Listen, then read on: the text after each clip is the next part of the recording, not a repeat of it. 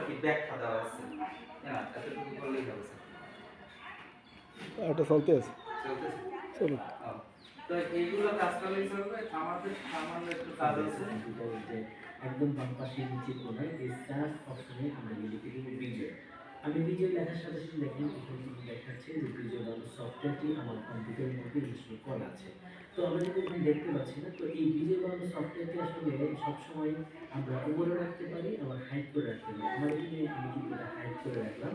এই যে দেখতে পাচ্ছেন এখানে ডান দিকে নিচে শো আইকন, আমি যখন এই অপশনে ক্লিক করব এখানে যে বলছে হাইড করে রাখা।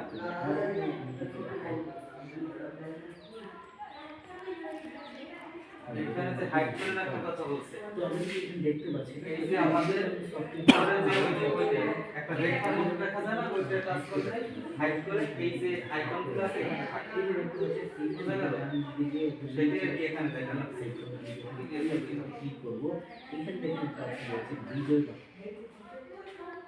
এখন ফিনিশ করে স্যার। এটা চলুক।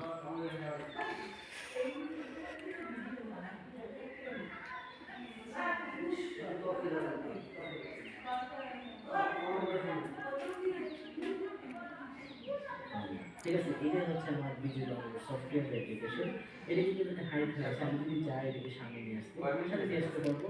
এই অপশনটা রয়েছে এখানে আমাদের মাউসের রাইট বাটন ক্লিক করে দেবো। ক্লিক করে দেবো এখানে লেখা আছে শো অ্যাজ টপডা। আমি যদি এখানে ক্লিক করে দিই এই বিজয় বাংলা কিন্তু কম্পিউটার শো অ্যাজ টপার বললে ওই যে উপরে ল্যাপটপ কম্পিউটার ওপেন করার পর এইগুলা অটোমেটিক ভেসে ওঠে না, অটোমেটিক ভেসে ওঠে। এর কারণ হচ্ছে ওই এগুলো করা থাকে শো অ্যাজ টপ বার, আর যদি শো অ্যাজ রেগুলার বার আইকন বার এগুলো করলে